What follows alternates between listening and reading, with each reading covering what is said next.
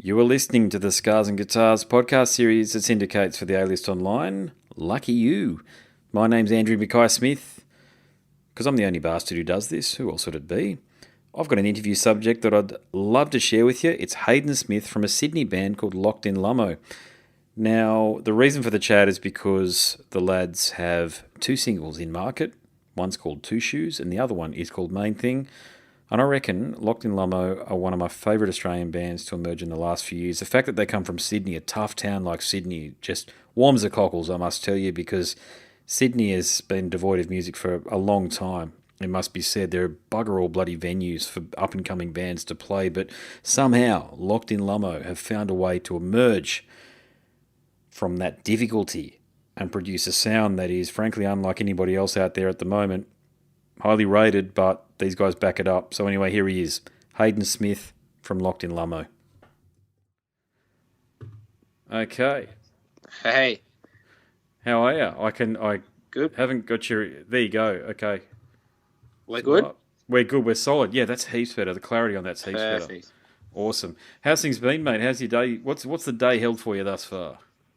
Day for me thus far. Nothing too much, just went to work, come home, sat in a lot of traffic, and that was kind of it. Sounds like a regular Sydney day. Yeah, pretty much. Nothing much really seems to change. Jesus Christ. Yeah, my mother lives in Sydney, mate. It's just bedlam down there. Are you like inner west or whereabouts are you? No, I'm kind of southwest, but travel towards the city every day, and school's just gone back, and everyone's just kind of coming down a lockdown a bit more to go back to work, and it's just it's full on. Yeah, mate, I don't know. I mean, there's something like most of my listeners are overseas, you see, so I try to explain to them that the whole Sydney thing, mate. It's a city of almost 6 million people or something, 5.5 million people. There's God knows how many undocumented people in it at any given time. I mean, I don't know how it is now with COVID there, but the infrastructure down there just cannot keep up with the amount of people that are in the city. I mean, it's a city that's built for like 2 or 3 million people, and there's like double that in it. Yeah, it's crazy. You just see everything struggling, and there's just some parts of the roads, man. It's just you're going to get stuck there every day. Anyway. Yeah, mate. Full on. I know, mate. So, mate, between getting stuck in traffic and doing a day job, mate, how on earth do you find time for what you're doing here in Locked In Lummo? Because I'm a fan. Yeah, well, it's kind of just something that we love to make time for, kind of thing. You know what I mean? And like, don't get me wrong, it's been slow going for a while. Like, we've been kind of slogging away for a couple of years before we even really got serious and tried to record a few things. Like, we've only let out the last 2 songs that we've let out. Our oldest one's not even a year old yet, kind of thing. So it has definitely taken a while, but it's just got to that point. I don't know, where we're all kind of getting a bit older and kind of want to start really knuckling down and getting stuck into it. Yeah, I get what you're saying. Oh, look, I think what you're doing is extraordinarily high quality. To me, you actually sound like a Brisbane band, and it might have been yourself, whoever you controls your Instagram page. We have had an Instagram before because I do these micro reviews, and I posted it on my Instagram page, and for Two Shoes, it was back in March, and for the life of me, I felt like I'd stumbled into Rick's in the Valley at about 11 p.m. on a Wednesday night. When I was listening to you guys, it just brought me right into that environment. A killer indie vibe with musicians who know how to play their instruments. So, look, I know that Main Thing is out now and it's your newish single, but on the strength of these 2 cuts that are in market, because these are the Two Shoes and Main Thing, these are the 2 that Leah sent across to me. Mate, an album, surely to goodness, I hope it's not too far away, because I'd love to hear what you guys are going to do across 8 or 9 tracks. Yeah, we'd love to do an album. We're just kind of working on some new material right now, because before we had the last 2 tracks we've done, we did have a few songs, like probably enough for an album, but they just kind of went up to scratch kind of thing. Because we were sitting in I don't know, I suppose we kind of changed direction a bit in the songs we were writing. Yeah. Because we're definitely going for more that, just rock, indie kind of vibe now, whereas before it was a kind of a mash of a few different genres, including like a kind of like a neo soul vibe and some fusion Shit, yeah. elements thrown in there, which I don't know, it was just getting a bit too much. And we kind of just thought about it and thought, well, like by all means, we're not trying to reinvent the wheel or anything in the songs we're writing, but we just want to write good, honest music with good lyrics and that hopefully people like, you know? It's indie, but it's got a rock and roll backbone. You Yeah. know, and I mean, I think that's really important because there's too much indie shit that sounds wimpy. It just lacks 110%. You know what I'm saying, don't you? Because you guys have you guys have got that balance. Yeah, because we don't want to sound like it kind of shits me when songs just they're talking about all these like I don't know like feelings and stuff in the lyrics and stuff, but like what you say in the music just comes out like it's like limp and it is wimpy, and I just think how can you sing about what you're singing about if the music's kind of not matching up, needs to hit as hard as what you know. Yeah, I just think a lot of sense. Yeah, it makes sense, and I just don't think a lot of songwriters have done exactly what you've done. You've mentioned a few things in there that I think are crucial for anybody who is an aspiring songwriter or trying to get a band together. Mate, you've got to work to find your own sound. And, you know, you're talking about neo soul and some of that other stuff. That wouldn't suit you guys, but at least you didn't release it. You know what I mean? Like, some people just... Mate, they put all this shit out there, and you listen to it, it's like, what the hell am I listening to? It's so all over the shop, and I got to say, man, I find it with Australian bands. You know, it's like they're trying to copy what's going on in the UK or the US still. It's like after all of these years of having so much great music come from, particularly from Sydney. Like Sydney's a tough town for music these days. You know what I mean? Like 100%. Like remember when I was a kid, you know, Sydney had some absolutely killer bands coming out of there, and probably the greatest Australian bands of all time come out of Sydney. AC/DC, In Excess. You know where I'm headed. You know, the Angels, I think, were out of Sydney as well. These are unbelievable bands who made a massive mark on the world stage. You know, our biggest bands by far, AC/DC and In Excess, made their mark on the world stage. But I think with the lack of opportunities to play live, as it's sort of progressed and it's been believe me, it's been over the last 30 years. People think it's a recent thing. It's been over the last 30 years. You know, where pubs have just gone boom, boom, replacing the pokies and that limp DJ shit. And it doesn't give bands an opportunity to really air things. So how did you guys figure that out, how to get your sound? Because it's a very mature sound you've got. And my view on these things is you've got to play live in order to figure things out. But did you guys manage to do it in the rehearsal room? No, I don't think we did it in the rehearsal room because all the guys in the band, we were playing in different bands for a long time. And as you said, we to put it simply, we're playing shit music, you know?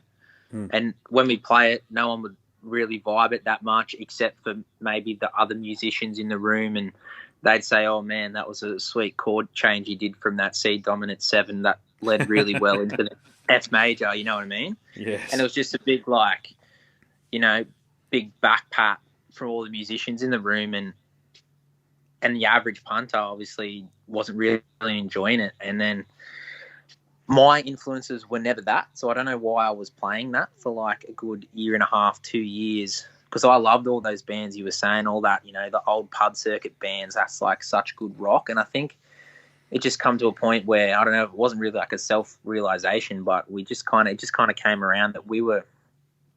I suppose you got to have a level of like self-awareness of what you're playing. Yes, yeah. And so many bands that I meet just don't.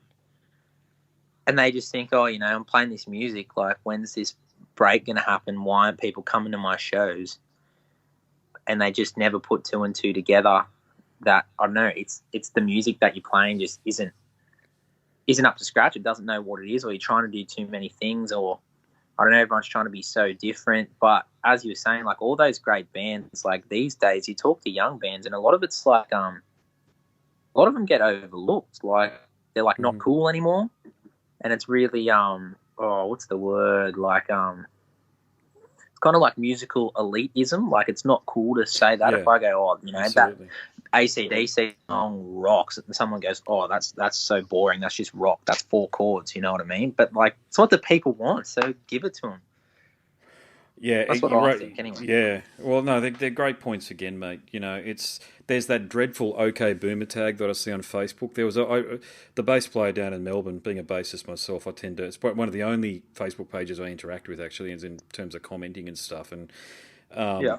comment the guy down there. His name's Guy. He's a good bloke actually. I buy a lot of my stuff from him. And his post I think was. Favorite baseline or favorite Aussie bassist. Of course, it got like 200 or 300, heaps. I don't know, it was heaps of posts anyway. And right up the top, it was. I think I was talking about Ronnie Francois from Eurogladys, who I've spoken to before. Peter Gifford from Midnight Oil, and the bloke from Mondo Rock, whose name escapes me at the moment. But killer basslines, man. Like just man, they're there. I mean, Power and the Passion. Peter Gifford's bassline and that is all time. It's basically a guitar line done on a bass, but Yeah. in a total rhythmic bass style. It's just a killer, nasty, tasty bass lead. But of course, you get these OK Boomer tags. It's like, have you listened to these guys? I mean, it doesn't matter what music you're playing. You can learn so much by listening to these guys. It's not a case of the fact that they're in the 80s, let's leave it there. I mean, this shit is universal.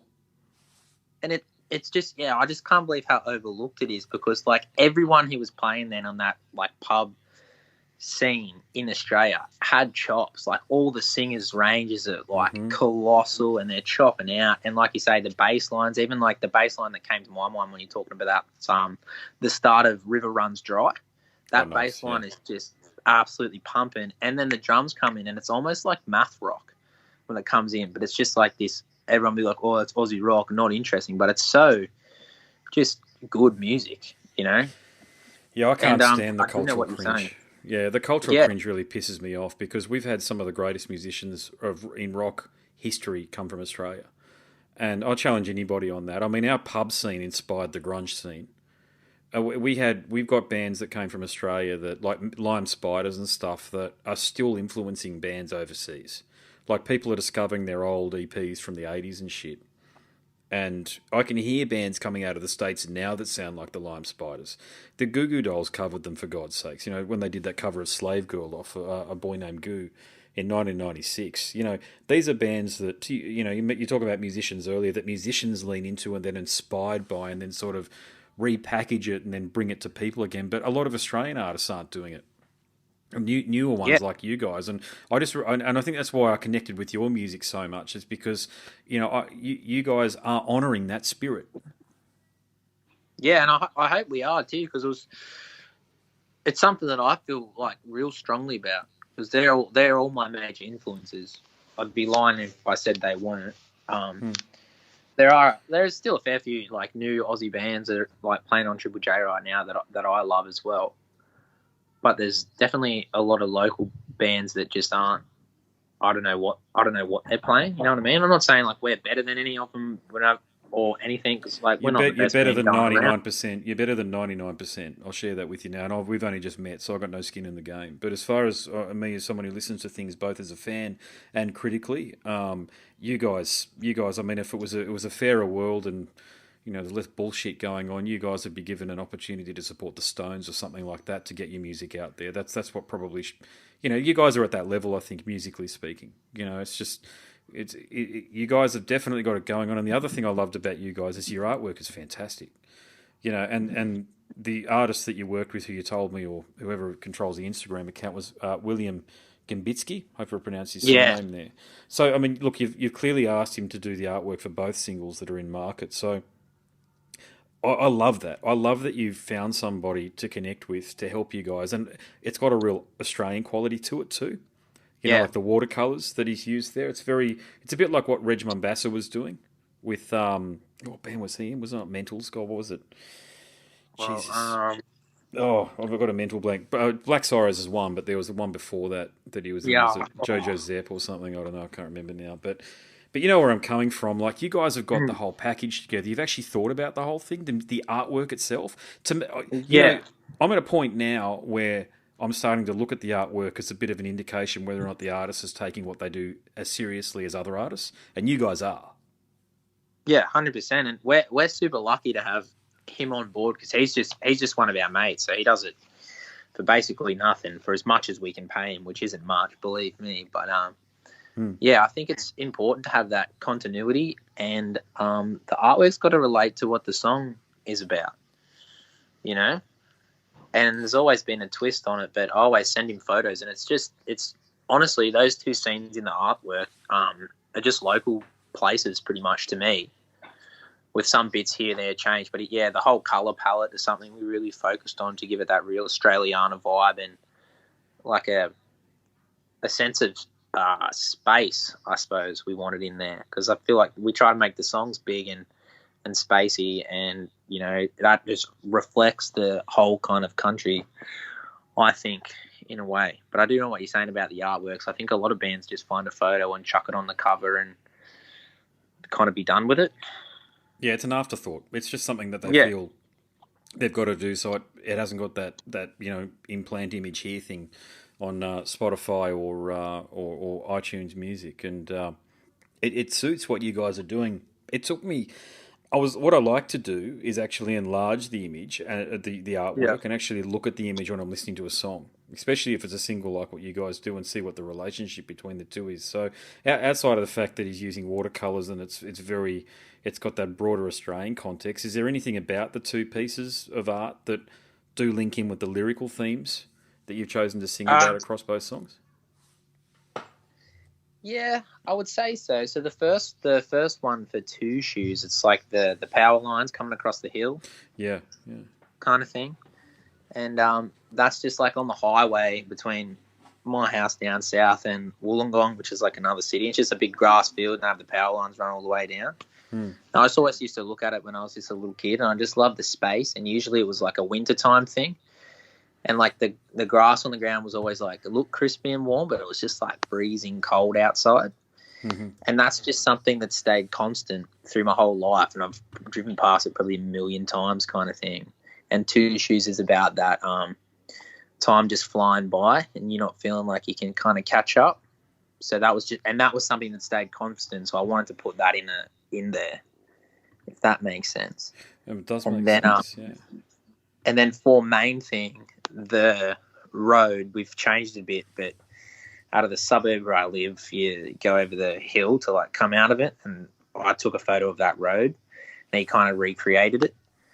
And you can see Ansto, which is like the nuclear medicine facility or something that's out in Lucas the bush. Heights. Is it Lucas Heights? Yeah, Lucas Heights. Yeah. And that just sits above the trees there, and it's just like, and they put like the cage around the nuclear part to stop the planes, and I think that happened maybe after 9/11. But it's just like so imposing on the landscape and the trees around it, because it sticks out like a massive box kind of thing. I've never seen it. Yeah, it sounds interesting. Yeah, I can probably Google map it now and have a look. Maybe I can't. Maybe they've blocked it out, but yeah.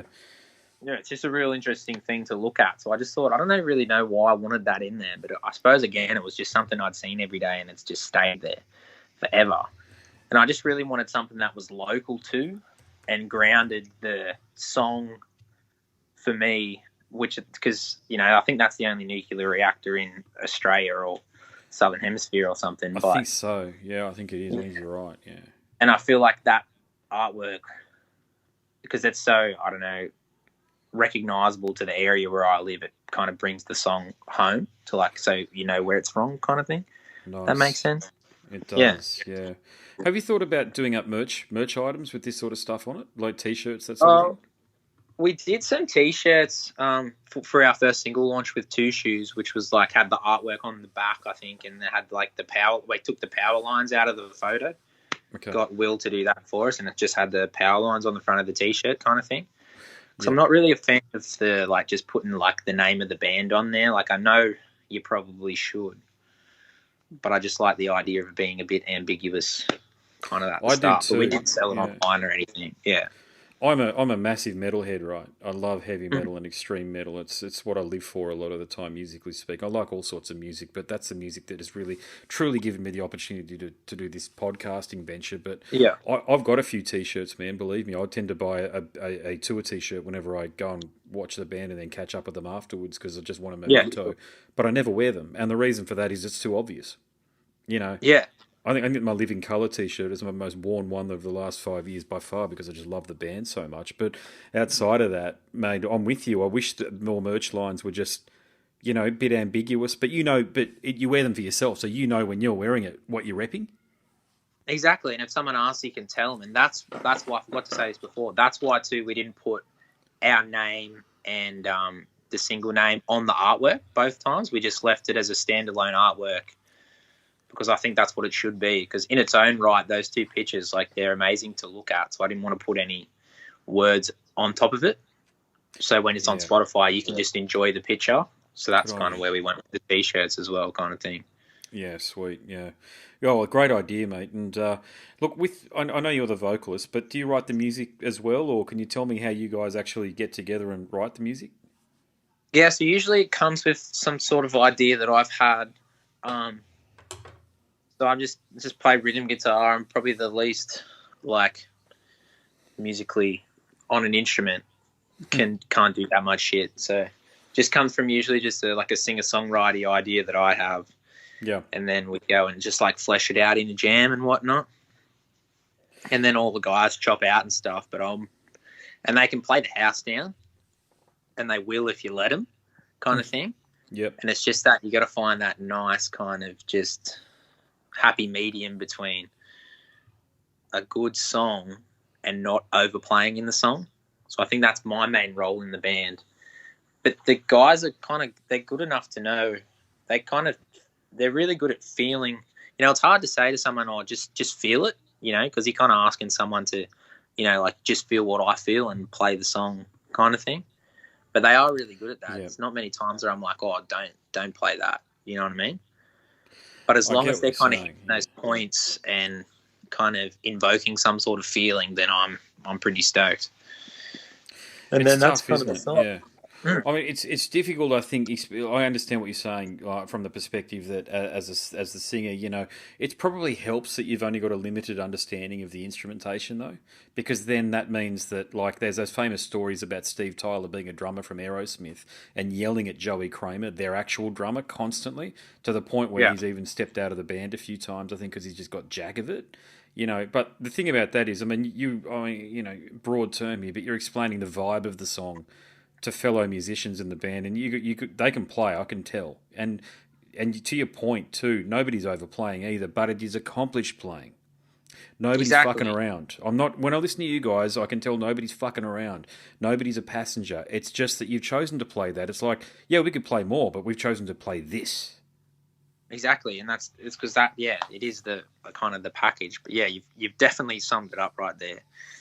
Massively. And then I think always the songs change a bit too, and we take them in the studio and kind of have a second look at them and then see what other production and sounds we can get when we're playing.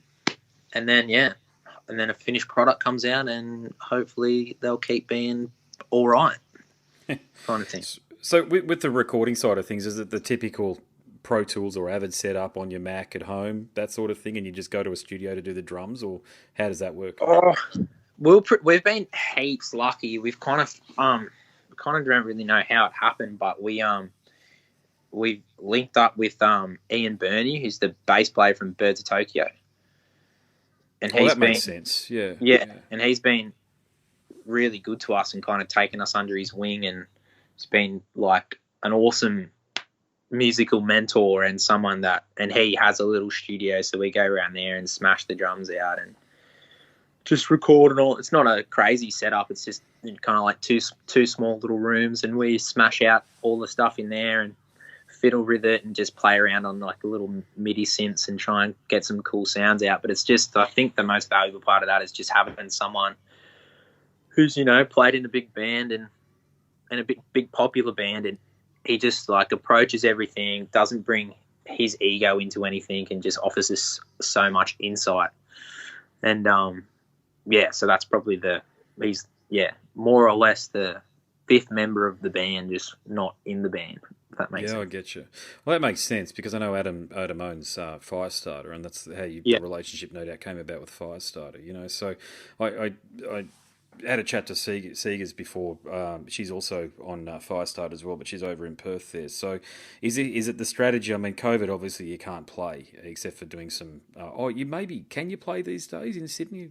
I know up here you can play a little bit. Yeah, sometimes you can, but it's like a sit down thing, small capacity.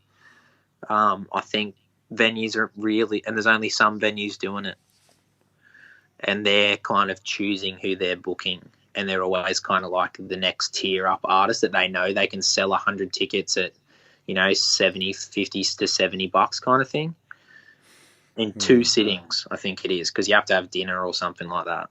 Oh yeah, that's right. Yeah, look, I understand why they've got to have those rules, but it makes it 100%. extremely difficult for you guys to promote an album like this. Look, promote the sort of songs that you do put together. But look, ordinarily, I don't do this often, but I'd give you a very strong encouragement to leave Australia and go to the US or to Europe somewhere, like England or London. Is that something that you've ever talked about as a band? Like, if we ever do go back to normal in inverted commas, that could be on the cards? Yeah, well, we'd kind of have to get some sort of contacts and stuff, but obviously that's the dream, to try and take somewhere out of here, because, I don't know, the Australian music bubble is so small, and I think a lot of bands in Australia don't realise how small it is. And just there's a whole massive market out there that just eats up music, you know what I mean? And definitely a lot of bands in Australia, I feel like up and coming ones sound a lot the same, because they're always trying to go for the same, I don't know, sound, if that makes sense, to get big here. Like there's definitely a stereotype band here. Well, it's a Triple J thing, mate. I think Triple J got a lot to answer for, in my view. I mean, we, the taxpayer, pay for them. Okay, you've got to keep that in mind. Yet they keep on pushing urban music and hip hop constantly to the expense of rock and roll. And look, a lot of people would be very happy for them to play rock music again, but they just don't do it. They have some bullshit little segments that they put together, but I rarely listen to them in the morning or in the evening on the drive time segments, whatever they're called these days. But when I do listen to them, mate, I'm not hearing anything that I really want to get into. And it's not just me, by the way. I'm talking on behalf of a whole bunch of people. Look, I'm 42, so I did grow up with Triple J. And I'm not saying for a moment that I want to hear Nirvana and Soundgarden and Faith No More back on Drive Time. I don't. I want to hear you guys. I want to hear bands like you guys who are given an opportunity, because at this point in time, they're so political too. They've gone that hard left angle. And so much of what they do has got to have an activist aspect to it. But when you get just a good, honest, solid rock and roll band like you guys, it just gets overlooked. So that's one of the key reasons that I said, in normal circumstances, would you think about moving overseas? Because I know there's 2SER in Sydney, and there might be another couple of community radio stations there that might have got behind you. And 4ZZZ up here, which I've been a presenter on in Brisbane, does get behind a lot of local music. So even moving up here, mate, might be an idea. Yeah, I'd like to, definitely, like in the time of life where we've got to be making those hard decisions in order to like chase that dream. Otherwise, like you said, we're probably just not going to get those opportunities, Yeah, it's not good, mate. It's bands like yourself. I mean, that's always a fear that I've got, mate. For when I say fear, it's not a mortal fear. It's just that you guys are great. I'd love to see and hear you guys on a broader stage. And Triple M just, I don't know what the hell goes on over there. I don't have a clue. I don't even pretend to know. But, every time I put them on, I'm hearing the same shit. Yeah, and then they say, like, oh, here's the new one from so-and-so, and the song's come out, like, 6 months ago kind of thing. I always found that strange. Yeah, I don't know. See, you guys, I would, honestly, if anybody from Triple M is listening to this, Triple J, I think's gone. Like, I don't think you guys would get a fair go on there. But Triple M, you might. I would challenge them to put you on at 7:30, between 7:30 and 9 o'clock in the morning, and see what happened. You know that? Because people wouldn't turn you off. Yeah. But it's up to them to be courageous and actually make some decisions to give a local. And they'd say that they give heaps of local bands a go, but they have that they're far too commercial, those bands that they play. They're not like you guys where they've got that good, honest rock and roll pub vibe. Yeah, I mean, look, honestly, we could go back 30 years ago and we'd have the same conversation, to be honest with you. It's never going to change, I don't think. It's one of those things in my limited capacity as a podcaster I'm talking about. Most of my audience is overseas. And Yeah. in that way, I just hope that it sort of helps you guys by getting 2 or 3 people, and you might get a radio program who listens to the podcast series, because it's happened before, and reaches out to the artist and picks you guys up and says, well, we want to give you a bit more of a go on this station here, and nothing might come of it, but you never know. Yeah, and that's the thing too. You just got to take all the opportunities and like never turn anything down. That's kind of my thoughts on it. But there is I feel like there is a lot of people out there that kind of do prey on young bands, but like a lot of, like, not dodgy, but, you know, there's a lot of people saying, oh, you know, come do this and I can do this for you, but it's going to cost you X amount of thousands of dollars. Yeah, they're full of shit. They are dodgy, mate. I'm not never correcting you. I'm just saying a lot of the ones that I've heard of are completely dodgy. You know what I mean? Like they're signing young bands into these 360 deals when they don't have the contacts themselves. Yeah, exactly. And it's really, really strange and should be really illegal, really. It's bad. The music industry is predatory. That's what it is, and it always has been, and it probably always will be. You know, there was, you know, Kesha talking about her experiences with Dr. Luke, the producer, not too long ago. That was a couple of years ago, but mate, you could extrapolate that, a degree of that, across just about every band.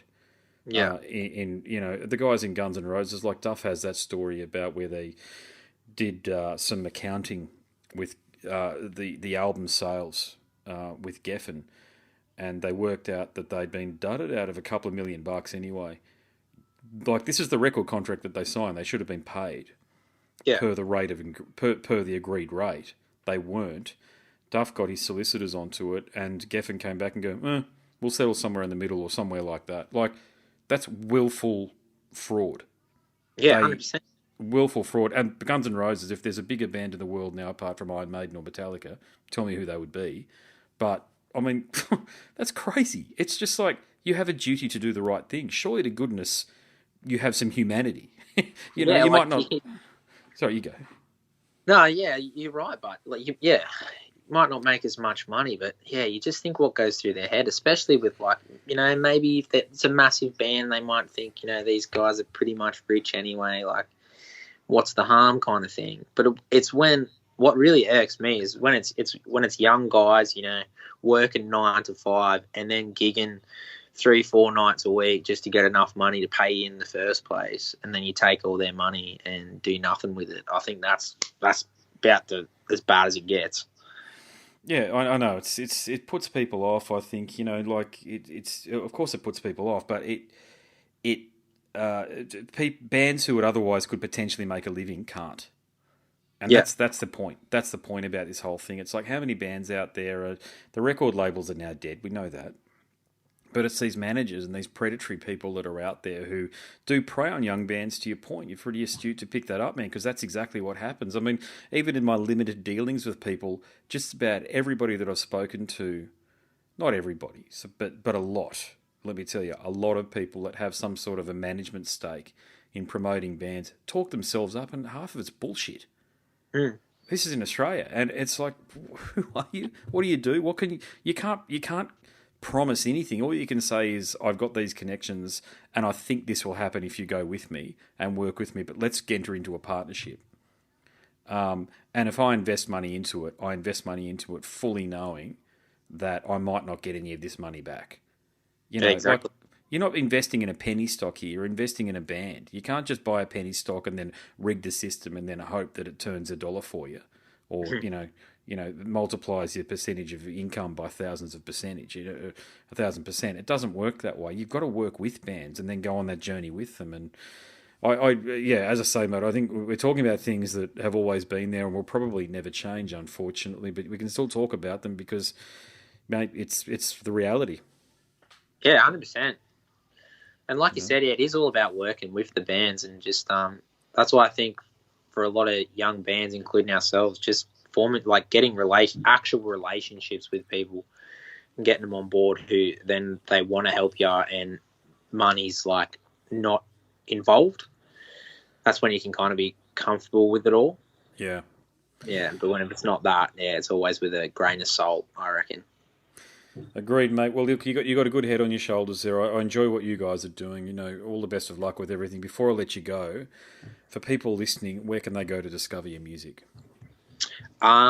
Probably Spotify's the best one, to be honest. It's probably the easiest one to hear, but we're on everything: YouTube, Spotify, Apple Music, yeah, everywhere. If they want it, do you guys have physical copies of the singles at all? I suppose you don't, but do you plan Nah. on having physicals? Oh, maybe one day. Get enough money, but it'd be nice. I'd love a vinyl. That'd be sick. That'd be the coolest thing ever. Oh, you guys, look, forget about plastic, vinyl and cassettes. I mean, because I quite like cassettes, to be honest with you, because I put them on with my kids. But vinyl, yeah, and they're cheap to make too. Yeah, they're bloody cheap to make. You can get them made almost anywhere in the world, and they don't cost too much to get delivered to you because they're light as well. But yeah, vinyl. I'd love to hear you guys on vinyl. You've really, I'd implore you, to release a vinyl at some point in your careers. Yeah, I'd love to. Cool, mate. It'd be awesome. Mate, look, what I'll do from here, if you're comfortable with everything we've spoken about, I certainly am. I'll just, I don't do any editing, mate. I just put it up as we've spoken about. I just put an intro and an outro, mate. But I'll post it to my feed, mate, and I'll just link you guys in. How does that sound? Yeah, sounds perfect. Cool. Sweet. Awesome. All right, really enjoyed the chat, man. Well. My pleasure, mate. Yeah, look, I really look forward to seeing what you guys come up with next, actually, and. If Lee doesn't reach out to me after you guys have got an EP or an album out, mate, please just let me know if you want to have a chat, and we'll go for round 2. Awesome. Sounds so good. Thanks so much, Andrew. No worries, brother. All right. Good luck with everything, mate. All right. Have a good night. See ya. You too, mate. Catch ya. There we go. Told you it would be a good one. That was Hayden Smith from Locked In Lummo, a band from Sydney. My name's Andrew Mackay-Smith, and I'm the host of this show, Scars and Guitars, and we do syndicate for the A-List Online. Thank you so much for listening.